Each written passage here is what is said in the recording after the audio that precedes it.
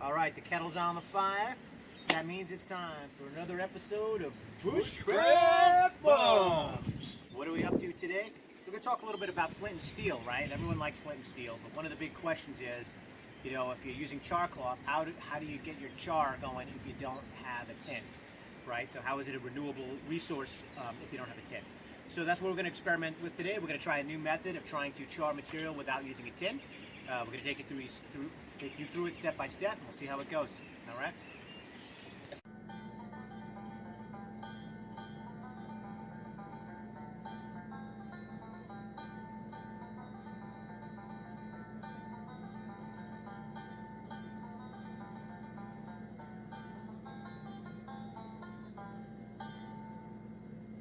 Alright, so what I'm going to try to do, I think, is I tried this once before and failed at it. What I'm going to try to do is just make a little depression here in the ground. And I'm going to just put some cotton down here, or whatever material it is that you're trying to char.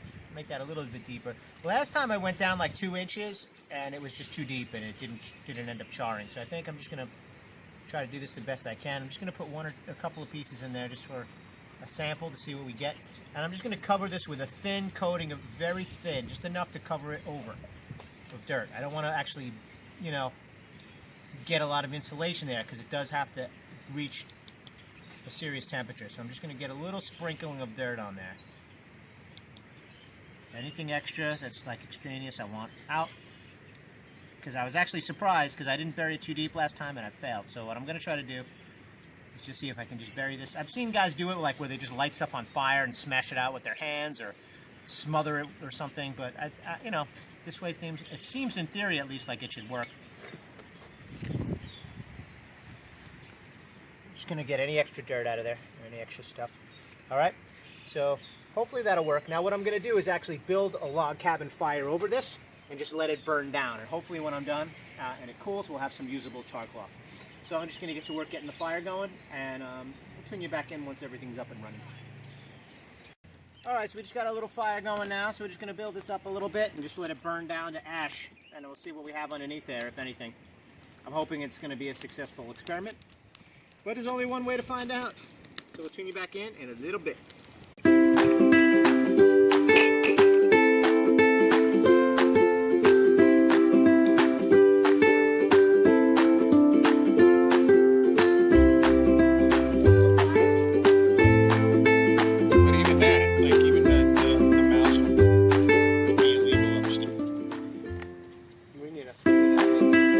Burned down pretty good. It's still kicking out some heat, but it's not hot. So I think any real burning's kind of done already. So I'm going to sweep away these ashes and see what we have here. You want to sweep them away?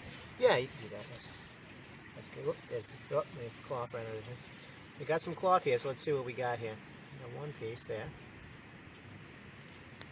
Let's see what else we got here, if anything. Another piece there. That looks charred. That looks pretty charred. Let's see. If there's anything else, did I only put 2 pieces in? One of them might have got burned up. Let's see. Oh, there's another piece right there. All right, so we got 3 little pieces here. Let's see if any of these, little brown on the bottom there. Let's see if any of these work.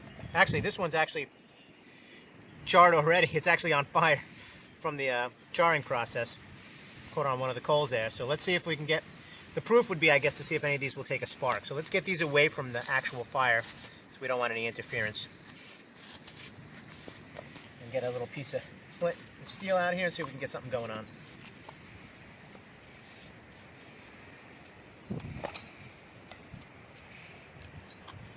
Let's see what I got here. I'm gonna blow away. That looks good. I'm gonna put these under here so they don't blow away. Proof is in the pudding. So let's see if I can get a nice sharp edge on here. There we go. There we go.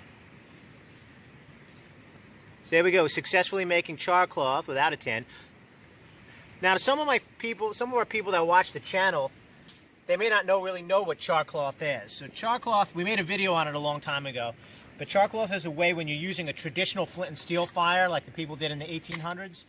It's a way of burning a natural material such as cotton or plant material, typically done in a tin like this, so it's deprived of oxygen as it burns.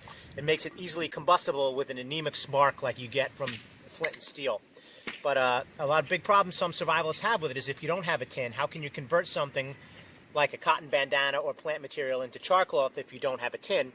There you go. If you have the means of making any kind of fire, you can use it to char material, and then you know you'll have a surefire way to start a fire over and over and over again. It's a renewable resource. And what we learned from experience is not to bury it too deep. Yeah, the trick to that is just cover it with a thin dusting of dirt, because it's still got to be able to burn. It just can't, and as Matt pointed out, we were talking about it earlier, heat rises. So you really just want to cover it with a thin amount of dirt, just enough to kind of really deprive it of oxygen. But guys, that's it. Successful really experiment. cool. Yeah. Bushcraft Bums. All right, guys, we love you. Thank you. Remember to like and subscribe, share, tell your friends to subscribe. Free subscription to everyone. All right. So we love you. Stay blessed, and as always, may the forest be with you.